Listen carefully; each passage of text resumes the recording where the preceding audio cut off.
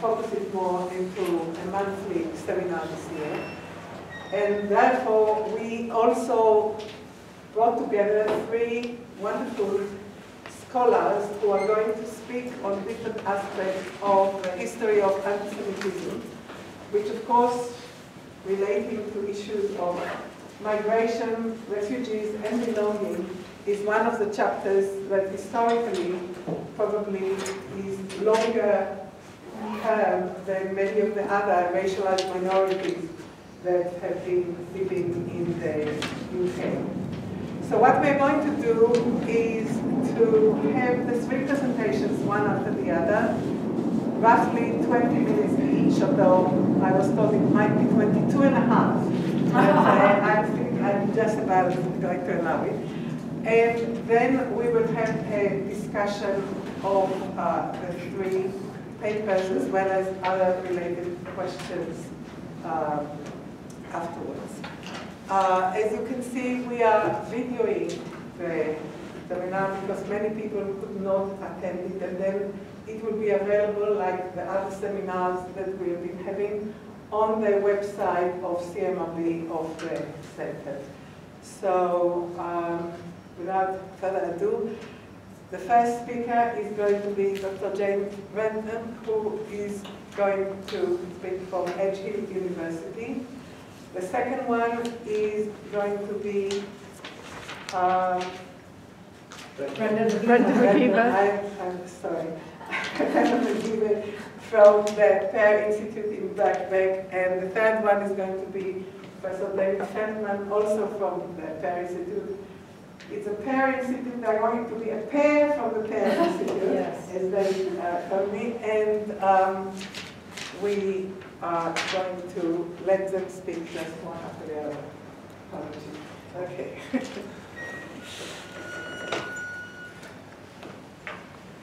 Good afternoon, everybody. Lovely to see you. Thank you for inviting me to be here. It's a real privilege to be speaking as part of this panel. I've called my talk The Theology of Semitism. Now, the meaning and origins of the word anti-Semitism, I'd like to begin by suggesting or emphasising, do matter. Not so we can play hermeneutic games and engage in the circular practice of pill-pull, because we can end up, if we start talking about the meaning of anti-Semitism and how we might want to spell it, we could be here for a week. But I think that going beyond those kind of discussions, it is actually essential for our historical understanding for the origins and ongoing presence and significance of the word anti-Semitism, that we do pay close attention to where those words came from and what that tells us about their meaning and significance. And I have 2 particular reasons why I think that's important. First, the term anti-Semitism was created, celebrated, and used by those who hated Jews sufficiently to begin an unprecedented mass political movement in Central Europe at the end of the 19th century that was intent on the removal of Jews from society. The beginning of the path, arguably, that led to a European politics of Jewish cleansing. To put it another way, the history of the word cannot be separated from the practice of prejudice. Second, the story of the term anti-Semitism holds within it the inner dynamics that can help us to explain, perhaps, the trajectory of Europe's special relationship with the Jew, Judaism, and Jew hatred up to the present. From mainstream acceptance of Jew hatred to mainstream rejection as political movements. The war on Judentum has become, as Gil Anadjar's argued, the war on anti-Semitism. Now, despite its marginalisation in scholarship about Europe's past and present, anti-Semitism lies at the centre of this continent's political thought, as David Nirenberg recently showed us, though he insists on using the label anti-Judaism. I believe that the origins of the word anti-Semitism, and specifically I'm going to talk today about Semitism, help us to grasp this relentless preoccupation. Now, anti-Semitism was hyphenated at birth. As much as we would like to rub out the existence of quote-unquote Semitism, Semite and Semitic as notions with any connection to reality, the Jew haters at the end of the 19th century believed in their existence. Not only did they believe in them, but Semitism was the choice of moniker for what they were fighting against in an existential struggle. And indeed, it was the term that they applied to themselves as anti-Semites. The idea of the Semite has received increasing attention by scholars in fits and starts over the last 25 years or so. The notion has been of particular interest for those interested in the pairing of the Jew and the Muslim in the European imagination, many of whom were inspired by Edward Said's suggestion in 1978 that quote-unquote Islamic Orientalism was quote-unquote the secret sharer of Western anti-Semitism, a nod to the short story The Secret Sharer by Said's beloved Joseph Conrad, published in 1912. Now, in their analysis of this relationship between ideas of the Jew and the Muslim, Gil Anajar and Ivan Davidson Kalmar in particular have argued that the Jewish-Arab combine in European thought derived from the Christianity of European culture, both before and after the Enlightenment. But what this literature has not managed to explain, and I do agree with them, by the way, however, is why the notion of the Semitic, which by the early 20th century was widespread across Europe and indeed Western Asia, disappeared suddenly by the end of the Second World War. I will argue in this paper that I think the answer is to be found in its theological origins, which established an inner fragility in the concept of the Semite, the Semitic of Semitism, from its inception, which I don't think has really been properly recognised so far in the literature. Now, by the end of the 19th century, the idea of the Semites had become the principal manifestation in Western European thought of the Christian tradition of linking Judaism and Islam, the Jew and the Muslim. This concept posited that both religions belonged to a single race, which was bound by its own family of languages and was the product of a unique geographical space, Western Asia. Now, the basis of the idea of the Semites was the biblical genealogy of the peoples of the world, dating back to the flood and deriving from Noah, as set out in the book of Genesis, chapters 9 to 11. And the sons of Noah that went forth of the ark, the Bible tells us, were Shem and Ham and Japheth. These are the three sons of Noah, and of them was the whole earth overspread. The Chronicle explains that Noah cursed Canaan, son of Ham, and blessed, quote-unquote, the Lord God of Shem.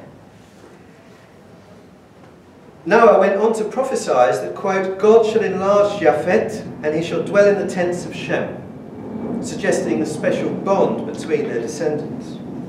Now, the lines of the sons of Shem were thus the peoples of God, which led, the Chronicle tells us, to Abraham, the patriarch of the children of Israel, and also the descendants of Ishmael. Evidently, this account of human origins is primarily a genealogical schema that places at its centre the notion of lineage and a biological division of the world's population into familial groups. Quote, these are the families of the sons of Noah, after their generations, in their peoples, and of these were the peoples, Hagoyim, divided in the earth after the flood. But the Bible story also territorializes its ontology of ethnological separation. It frames geography as an integral, though secondary, defining feature of a people's existence and essence. As part of this picture, we are told that the descendants of Shem lived from, quote, Mesha, as thou goest toward Sephar, unto the mountain of the east, end quote. Now, the third aspect of the Bible's paradigm for understanding human origins and separation, alongside history and geography, is language. This element is introduced in the penultimate verse of chapter 10, in which the three components of peoplehood are identified together. Quote, these are the sons of Shem, after their families, after their languages, in their lands, after their peoples." End quote. Then chapter 11 steps back in time before the descendants of Shem possessed their own languages and tells the story of the Tower of Babel. "And the whole earth was of one language and of one speech," it begins. But in punishment for humanity's attempt to construct a city with a tower that would reach into heaven in order to, quote unquote, make us a name, God confounded their language and scattered them across the earth, so the Bible tells us. Significantly, the Babel story finishes a third of the way through chapter 11, which then goes back to the lineage of Shem. It is at this point that the narrative details the genealogical link between him and Abraham. The Bible thus places language and its evolution at the heart of the history of human origins and the antecedents of the patriarch of the chosen people. Now, the biblical narrative of human origins had a critical influence on medieval European worldviews in general, and the interest in and conception of Western Asia. Neither Jewish nor Christian scholars knew of the location of the landmarks of the zone supposed to have been inhabited by the peoples of Shem, as specified in Genesis. But European Christian thought did take on the notion of a territorially delimited and defined people of Shem, along with the Bible's general schema for understanding the evolution of humanity. In the 6th century, the Spanish monk Isidore of Seville translated the Bible framework into a global cartography in which the different branches of humanity descended from the sons of Noah were located in separate geographic zones. Japhet in Europe, Ham in Africa, and Shem transliterated into Latin, in Asia. For the most part, however, medieval thinkers interested in Asia referred to Western Asia as the Orient, and judged there to be a unity of what St. Jerome called Oriental languages. Hence, the scholars of Asia were known as Orientalists, not Semitists. The pre-modern Orientalist was chiefly interested in the study of ancient languages with the goal of getting closer to the truth of the Old Testament. Accepting the biblical notion of an original language before Babel, St. Augustine established the Christian orthodoxy that it was Hebrew, an idea accepted as a self-evident fact more than 1,000 years later by the English explorer Walter Raleigh, among many others. The Reformation and the ensuing religious conflict that engulfed Western and Central Europe led to the flowering of Orientalist scholarship, a competition to uncover the original Word of God. Orientalism was, in short, an exercise in philological exegesis. The concept of the Semite was born when this tradition collided with the Enlightenment. Specifically, it was the product of the development of comparative linguistics. Crucially, however, the aim and the context remained the Bible. From the middle of the 18th century, scholars began to study Arabic and cognate languages in order to further their understanding of Hebrew. Protestant universities in German-speaking lands became the most important sites of this scholarship. In particular, the professor of Oriental Studies, not Biblical Studies, Oriental Studies at the University of Göttingen, Johann David Michaelis, and his students played a central role, as Susan Marchand has shown. And it was one of Michaelis' former students, August Ludwig von Schlözer, who coined the term Semitic in 1781. In an article from the Chaldeans, von Schlözer wrote, quote, "When the world was young until Cyrus, there were not many languages, and even fewer peoples, or vice versa. From the Mediterranean to the Euphrates, and from Mesopotamia down through Arabia, only one language was known to prevail. So the Syrians, Babylonians, Hebrews, and Arabs were one people. Also the Phoenicians, brackets Hamites, spoke this language, which I would like to call Semitic. They learnt it at their frontiers. And from Babylon, so they pushed into northern Assyria." And then at the end of the paragraph, he cites Genesis 10, chapter 2. Von Schlözer's first suggestion of the Semitic, which is often cited, but I'm yet to find it quoted in scholarship on Orientalism, underscores the extent to which a decidedly Christian epistemology framed his idea, not least because he cites the Bible. The notion of a singular people descended from Shem, connected by language and inhabiting a discrete geographical zone, are all familiar elements in Genesis. In addition, von Schlözer refers to Hamites on the border of Shem, and goes on to discuss a people to the north of the Semites, which he calls, after Leibniz, Japhetic. Now, the Enlightenment innovations of his argument are certainly striking. The Semitic label evidently belonged to the wider global intellectual project of identifying fixed, interlinked taxonomic categories that were applied to entire geographic zones across time and intended to unveil uniform characteristics of populations and their evolution in these spaces. But for our purposes, the biblical substance of the Semitic concept, the theological content of the Enlightenment form, is particularly important for understanding, I would suggest, its inherent fragility. While the thrust of Orientalist comparative linguistics was to look outwards from the language and chosen people of the Old Testament, that text remained the central concern. Hence, the journal in which von Schlözer published his article, edited by another former student of Michaelis, Johann Gottfried Eichhorn, was entitled Repertorium für biblische und morgenländische Oriental Literatur. So it's for the study of Bible and Oriental literature, the two being placed together. And the second major piece of scholarship to use the term Semitic, the first to invoke the word Semite, was a study of Hebrew poetry, published in 1782. The spirit of Hebrew poetry was penned by Johann Gottfried Herder, the hugely influential historian, Bible scholar, and Lutheran clergyman. For Herder, Hebrew remained the divine language, the language of paradise, as it had been from St. Augustine. And the Semite and the Semitic were intellectual concepts developed to aid in the study of that religious preoccupation. Now, the Christian theological centre of the Semite and the Semitic is most strikingly apparent in the work of Ernest Renan, one-time chair of Hebrew at the Collège de France, whose immensely successful career stretched from the 1850s until his death in 1892. Renan arguably did more than any other figure to develop and popularise in Europe the notion of the Semite as a racialised category that was essentially apart from its opposite, the Aryan, or its synonym in Renan's lexicon, the linguistic category Indo-European.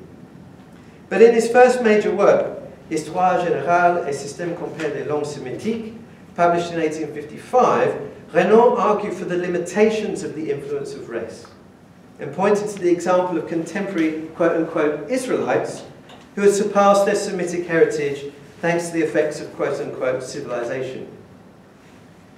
The primordial influence of race, he wrote, as immense a part that it possesses in human affairs, is balanced by a crowd of influences, which sometimes overcome or even smother, étouffer, entirely that of blood.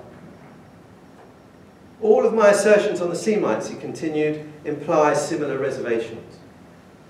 Language, Renan argued, was more important than race in shaping identity.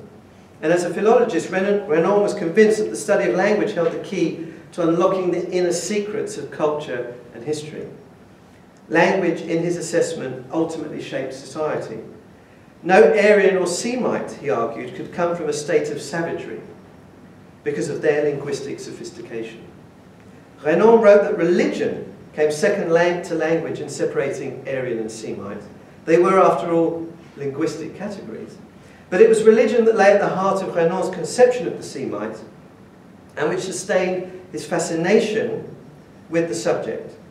It would be a profound error to judge that he had a secular approach to his research due to his abandonment of his early studies for the Catholic priesthood and his disenchantment with the Catholic Church. In the preface of the first volume of his Histoire du peuple d'Israël, published in 1887, he wrote, quote, "The true God of the universe, the unique God which we adore, exists for eternity. It is the certitude of having served in my way this excellent cause which inspires in me an absolute confidence in the divine good." End quote. As to his assessment of this magnum opus on ancient Israel, which spanned from the beginnings of, as he saw it, the Semitic tribes until the eve of Jesus, he judged, quote, "I am sure that I have, overall, understood clearly the unique achievement that the breath of God, that is to say, the soul of the world, was unveiled by Israel." End quote.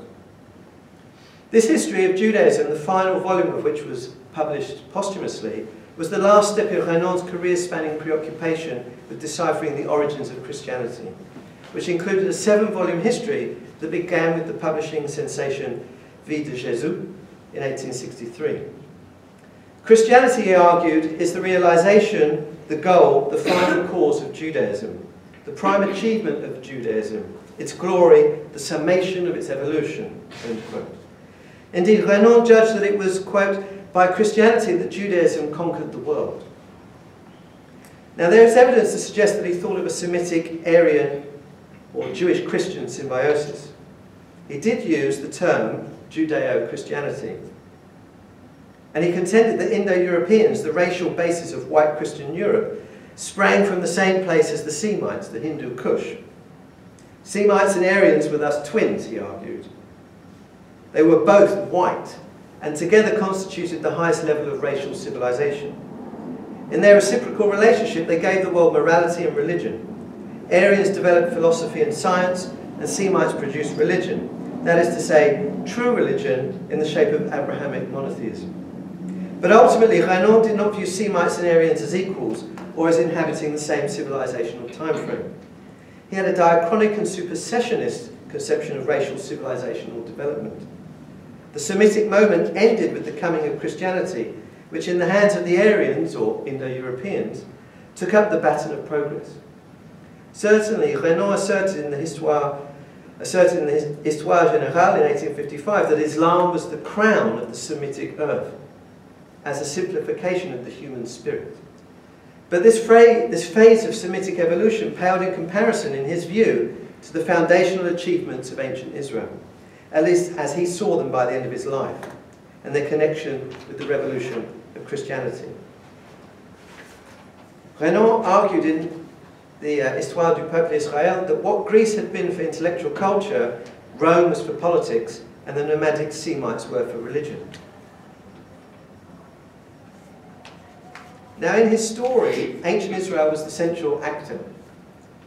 What he called, quote, the Arab form, or Islamism, end quote, Arab was synonymous with Islam, it was a religious category, was in his analysis a pure manifestation of, quote unquote, the Semitic spirit, alongside the Hebraic or Mosaicism.